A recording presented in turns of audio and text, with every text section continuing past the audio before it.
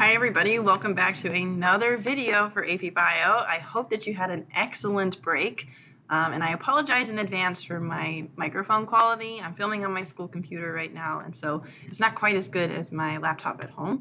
And so I apologize in advance, but hopefully we can make it work.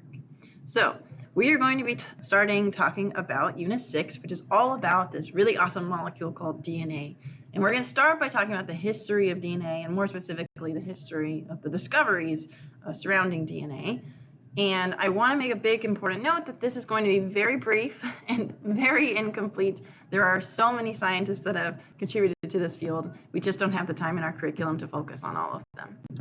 So one thing I want you to start doing while you're listening to these lectures, and more importantly in class, is I want you to start paying attention to me, really focusing on what I'm saying and what I'm drawing and what I'm doing at the board, and then write. So don't zombie copy the board to make sure that you get your notes down. I'll give you the time to write notes down, but I think it's more important you spend time just listening, focusing, grasping this really tough material, and only after that should you be writing. I promise I'll give you time. So another caveat to this topic is this is not a history class, so you're not going to get points for knowing that the year that an important discovery was made, but we talk about it because scientists love to name things after themselves. For example, Watson and Crick named their base pairing after them. There's Chargaff's rule. Chargaff is a dude. And there's lots of experiments that are named after scientists because it's just the easiest way to refer to an experiment. So the Griffith experiment, the Hershey-Chase experiment, Russell's install, those are things that you're responsible for, knowing the implications, not so much about these people or the year that it happened. Just understand that most of the discoveries we've made have been in the last 100 years or so. So this is a relatively new part of science, and that's pretty exciting. So I started this talking about asking you what this is. What is this thing that's in front of us? And some of you more savvy students maybe have figured out from the context that it's certainly going to be part of DNA, and more specifically, this is a nucleotide of DNA. And who figured that out? Who figured out that all structures of nucleotides follow this similar pattern? Well, that was Phoebus Levene. So Phoebus Levene figured out that the structure of nucleotides follow this phosphate, this sugar, and this nitrogenous base format. And so you can see that here, here, and here. Now, I know that this is a DNA nucleotide because it's missing one oxygen off of this carbon. And so I know that it is wise for you to understand the difference between ribose and deoxyribose, but that is the difference here, and that's how I know that it is a DNA nucleotide as opposed to an RNA nucleotide. Okay, then I surprised you. I said, what's this? And hopefully you maybe have noticed some things. So first, we've got that ribose, we've got a sugar here, we have a nitrogenous base, so two parts of a nucleotide, and then we also do have a phosphate, but instead we have a triphosphate. So this is kind of fun because this is actually ATP. So this is adenosine triphosphate, this is ATP. And the reason I brought this up is, yes, this whole unit is going to be talking about DNA replication, transcription, translation, which is how you get a human or any organism to be the organism that it is. But I don't want you to forget the really important role of ATP, which is just a modified nucleotide. It's the energetic currency that is so important to basically all processes of life. So don't forget that. It's not the focus of this unit, but I want you to keep that in your head, just from a structural biology standpoint and just sort of trivia. So let's go ahead and start talking about one of these really important experiments, which is the Griffith experiment. So in 1928, there was a scientist named Griffith, and he was working with a bacteria that caused pneumonia. And so what that bacteria is not super important, but you have to understand that he was working with two different strains. So the example I used in class when we're talking about strains is it is just a same species but different versions. So when I worked in the lab, I worked a lot with E. coli, and yet I never got food poisoning. And it's not because I was super careful. I wasn't using gloves all that often, and if I wanted to, I could have licked those plates and I still wouldn't have gotten pneumonia. And the reason why is because I was using a strain of E. coli that was genetically modified to not cause food poisoning. I think I said pneumonia before, I meant food poisoning. So that is what scientists do. They like to work with different strains to sort of use the bacteria for some more lab use, but not get any of the problems that are associated with that bacteria. So he was working with a bacteria that caused pneumonia, and the strain that caused pneumonia or caused a problem was the smooth strain, the S strain. The R strain did not. The R strain did not cause problems. But what he found is when you boil the S strain, that killed the cells. If you injected that into the mouse, now the mouse was fine. So no pneumonia. And I guess that's to be expected, right? Because we cook our foods to sort of get rid of those germs to make sure that we don't get sick. But the weird thing is when you mixed the boiled S strain, the one that's killed and shouldn't cause disease, with the R strain that shouldn't cause disease either, now it did kill the mouse. So that's a little weird, right? And so these were the results that he found. He found that rough strain, non-virulent, didn't cause problems. Smooth strain, virulent, caused problems. Killed smooth strain didn't cause problems because it killed the bacteria, but when we mix it, the killed smooth strain and the rough strain, it did. So this came with the now knowledge of the transformation principle. And so the transformation principle is this idea that there's something, some chemical substance, some molecule that isn't alive that is capable of transforming a cell.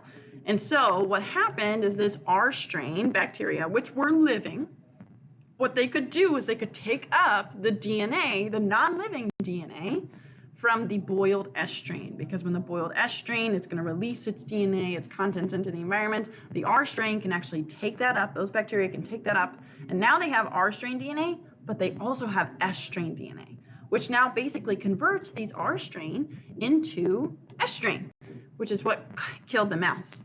And so this is a really important thing that we discovered. It's something that we use in the lab, we take advantage of all the time. And so this is absolutely an important experiment for you to know. While you won't need to know 1928, you don't need to know the name, you do need to know that transformation is possible and very cool. What we are going to talk about is how we figured out that DNA is the genetic material, because for a long time, only about 100 years ago, we weren't sure. We thought, well, proteins are made up of amino acids, and amino acids are so diverse. They have 20 amino acids. That's the only way that you could get something as diverse as a simple bacteria to something as complex as a human. That was the thought process. But others said, no, DNA is probably the genetic material. And so we had these two competing theories, and we weren't 100% sure which one was right. And so if you just look at the screen in front of you, there were lots of different options for this to be true, right? You could have DNA makes protein makes RNA. You could have DNA makes RNA makes protein. RNA makes DNA makes protein. RNA makes protein makes DNA, and so forth. Now, you probably already know the sequence here, but I don't want to spoil it.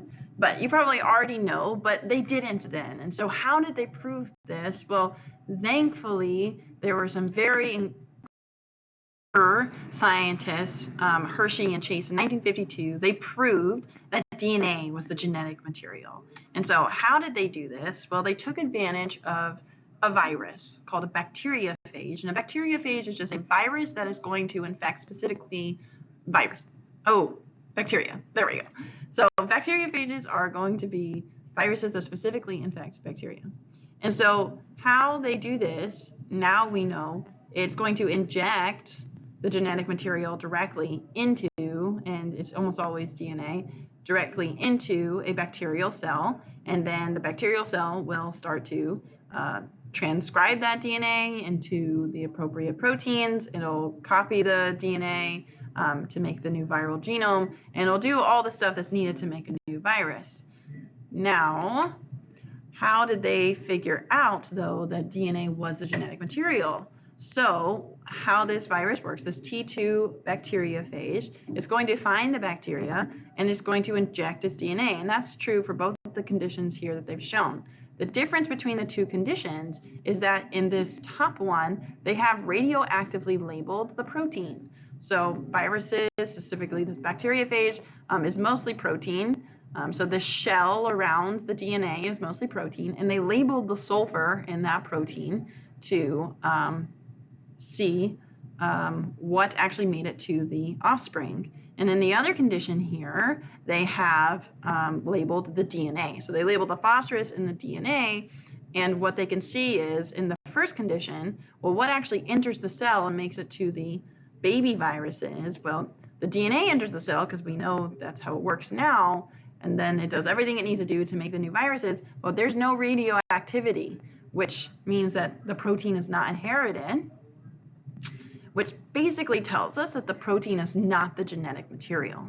But if we look at the other one here, the other condition, the T2 virus injects its radioactively labeled DNA. Now all of the viral progeny have it as well, which now tells us, okay, DNA has to be the genetic material. Yes, protein plays a role later on, but it is not the genetic material itself. It is the DNA. And that was a very, very large discovery. It basically laid the foundation for all of molecular biology henceforth. So this laid now the central dogma. It rolled it into motion. So the central dogma is this idea that DNA makes RNA makes protein. And this is the adage that we say all the time in biology. DNA makes RNA makes protein. And DNA makes RNA through transcription, and then RNA makes protein through translation. Now I'm skipping something, which is this, the reverse transcription. Ooh, that's bizarre, isn't it? So you can actually go backwards and go to RNA to DNA. And yes, you can.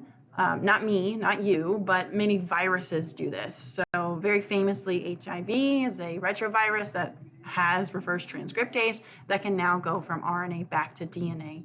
And then we also have DNA replicating itself. But this is the central dogma. We'll throw some wrenches in this, but generally speaking, it holds true. And we only know that because of Hershey and Chase. So very important discovery. All right, now in the 1950s, around the same time as Hershey and Chase, we wanted to figure out the structure of the polymer of DNA, and there was a woman named Rosalind Franklin who figured out the structure was a double helix through her image photo 51, which is shown here. Now, I'm not an expert on X-ray diffraction at all, so I'm not 100% sure how to interpret this photo, but apparently those who are experts can confirm that this indeed is a double helix. And so this is absolutely a tremendous discovery. Unfortunately for Rosalind Franklin, it's very different now, but unfortunately for Rosalind Franklin, she did not get credit. And that's partly because of the way that women were treated in the lab in the 1950s. And instead, here it comes. Wilkins in 1953, we say shared, but in reality probably stole the photo and shared it with James Watson and Francis Crick. Now you probably recognize those names because they're also great scientists, but they basically took Franklin's work, Rosalind Franklin's work, and developed an accurate model of DNA. They ended up getting lots of recognition, Nobel Prizes for it. Franklin did not, and she has since died in part because of her work. So it's quite a devastating story, but she's getting a lot more recognition now, which I think is very, very good. Okay, so before I leave you, I want to make sure that we have recapped everything. So understand that most of the discoveries happened throughout the 1900s, and this is a very, very new field in biology, which is really exciting. Now, we also talked about the structure of nucleotides. Thanks Phoebus Levine, he let us know that it's a phosphate sugar base pattern. We also talked about the transformation principle with the Griffith experiment. We talked about discovering the central dogma, which is the DNA makes RNA makes protein, and Hershey and Chase helped with that. And then we talked about the double helix structure with Rosalind Franklin and then the further work of Watson and Crick. So that is just a brief history, incomplete history of the discoveries regarding DNA throughout the 1900s, but I think it'll give you a good baseline for what we're going to talk about next. Good luck.